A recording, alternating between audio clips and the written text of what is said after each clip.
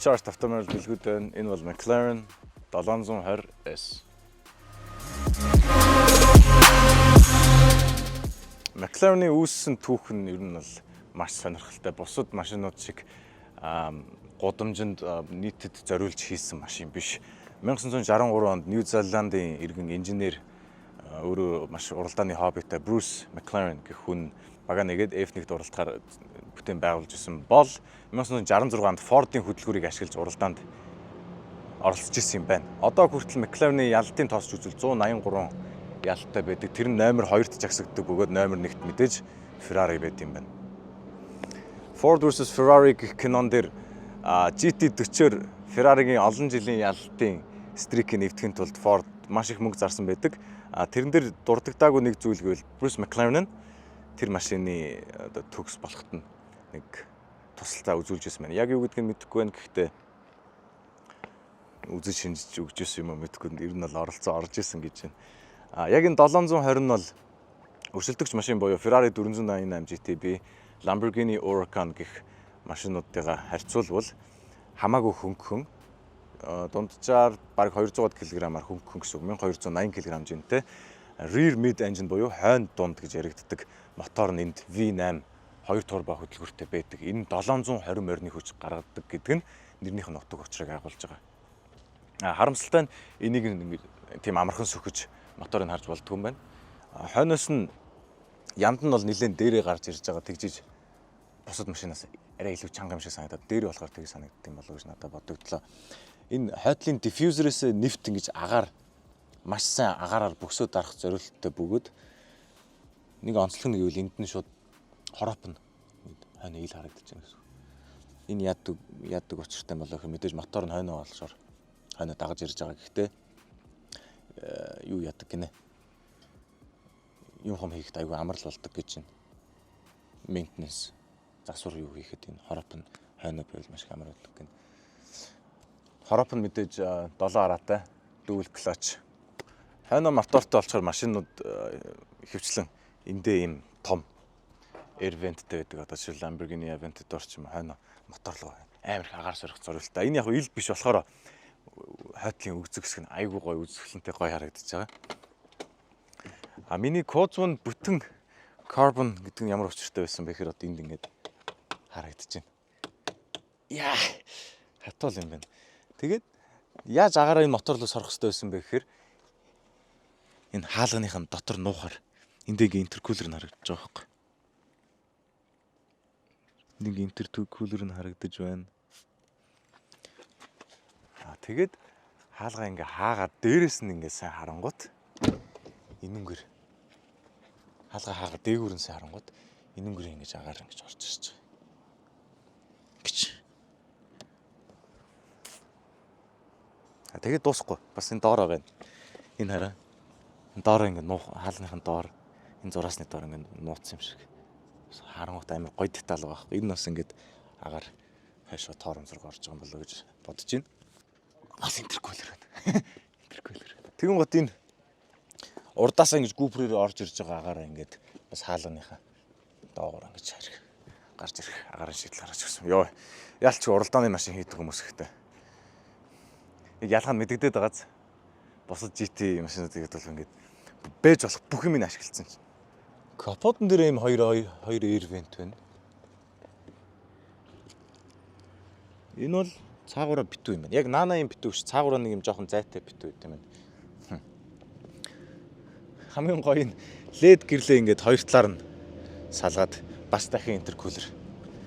Доод гүүпрээр агаар нь торомсны carbon ceramic торомстой. Уралдаанд зорилттой нөө маш төсвөртэй.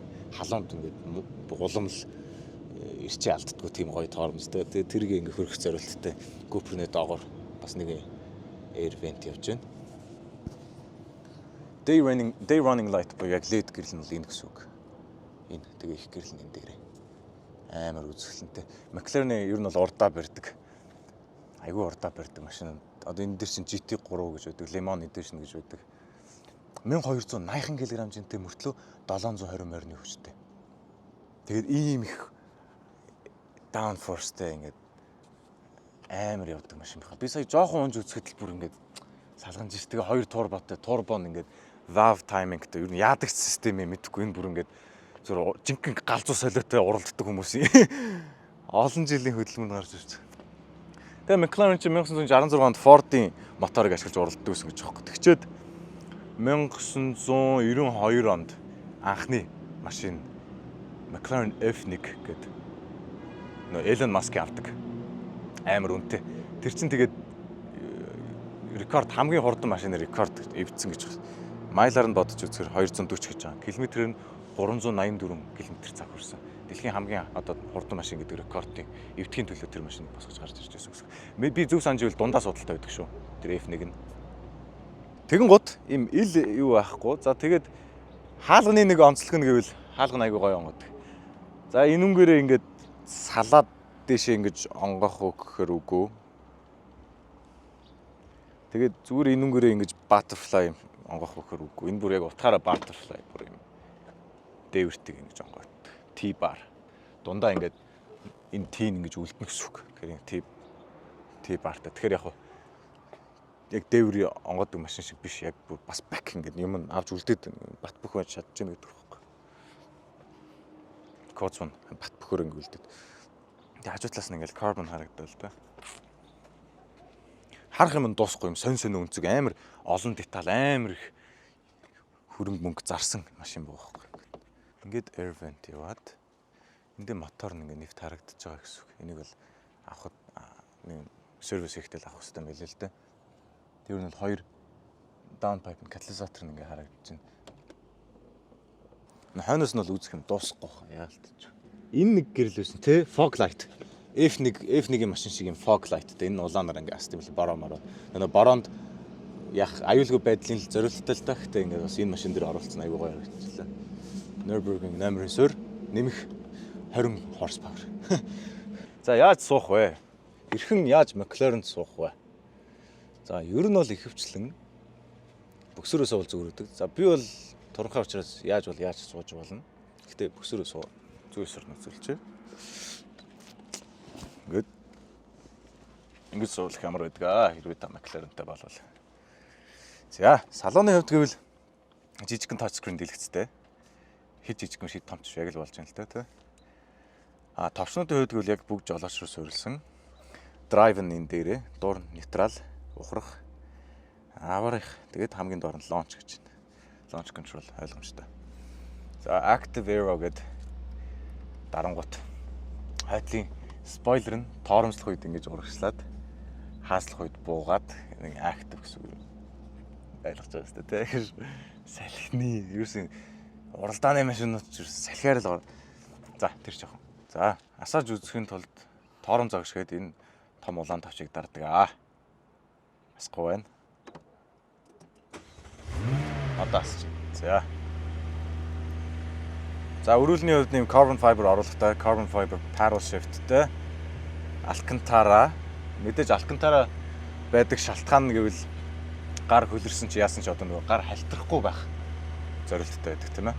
За тэгээ энэ товчнуудын хувьд гэвэл ESC буюу шаруултын эсрэг хамгаалах систем байна. Онцлог нь гэвэл 720 дээр шаруултын эсрэг систем нь хүссэн градусаараа бөксөө яаж хаяхаа ингээд дэлгэцээр ингээд сонгочтой юм бэл.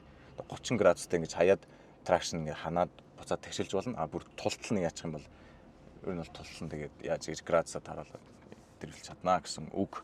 Тэрийг би top gear-ээс харсан. Тэгээд энэ air vent нь сонирхолтой юм гэвэл ингээд дардын бэлэн бүтнээр нь ингэж дардж ингэж нээж хаад юм лээ.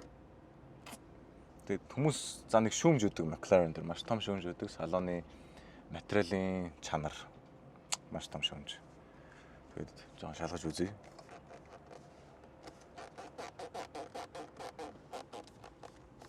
Окей.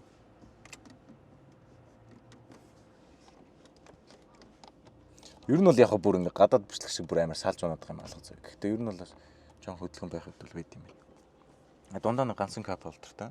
BB Car Sales. Yes, BB Car Sales. Link in bio. Дунтлын ярьцэг нэг гар утас бараг орохгүйг л хэмжээтэй байна.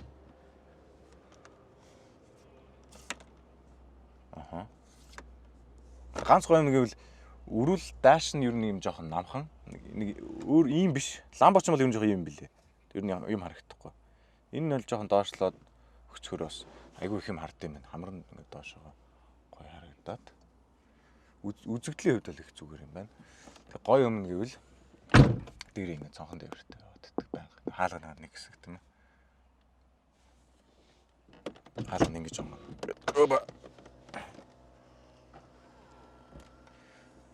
Англичууд бас галзуу. Одоо нэг Sean ч нөгөө Fast and Furious Hobbs and Shaw тэр энийг оноод гудмаар яваад байдаг шин.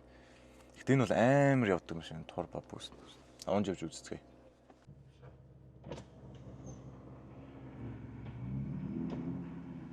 За энэ GT3 RS байна. Асим орчоод өрөөд ирээ. Чи урдаа юу? Энэ GT3 RS байна. Энэ хэд хоногийн өмнө Gentani гэдэг алдарт F1 машин шиг дуурдаг яндан тавьчихсан. Амар чанга. Юу ч энийг дагаад уулын замаар нэг явж үзье.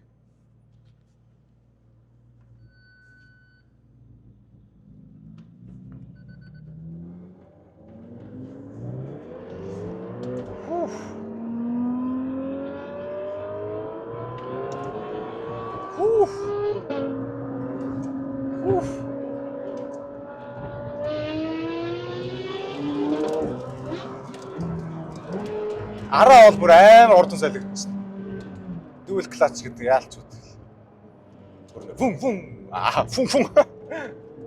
Янд нь гэхдээ V8 гэхэд нэг юм амар high pitch байгаас нэг юм V8 ч өөр машин дээр жоохон архирдсан шүү дээ. Энэ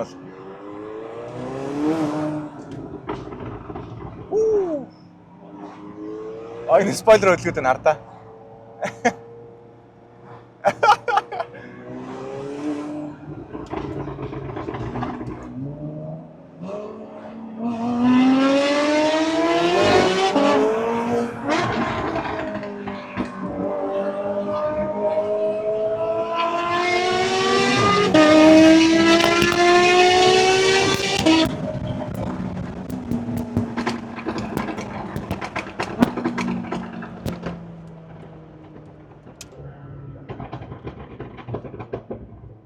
Би барыг тайлбарлаач хэрэг энэ машин өөрөө яриад.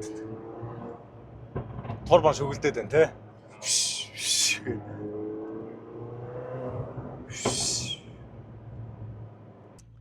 Тэгээ мэдээж нэг хойдоор марж байгаа машин болохоор шууд нэгдүгээр араанаас юм хоёрдугаар араан дээр огцсон маа зүгээр жоохон traction control ингээд бөксөө хийргүүлэх нь хязгаарлаад шууд явахгүй байгаа юм л да.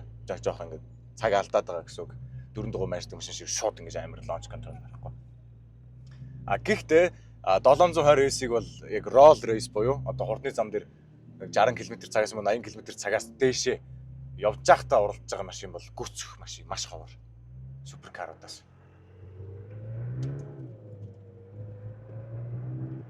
Гэтэ ийм намхан супер машин гэхэд бол 5 тухайн хувьд бол ерөөсө голдох юм байна. Амарчин тийм хатуу юм санагдахгүй. Aventador бол маш хатуу. Яа тэгвэл амарчин хөндлөн байд юм бэлээ. Таг хөндлөн. Энэ бол тухтай байна. Маш гоё мархуу. За одоо л ингээд зүгээр ингээд дууны хиймээ, моторын тос, аль нь спорт, аль нь юу яа хэд идэж чинь бүгдийг харж болж байгаа байхгүй. Харин энэ товчийг дарахад зөвхөн RPM хурд өөр юм байхгүй.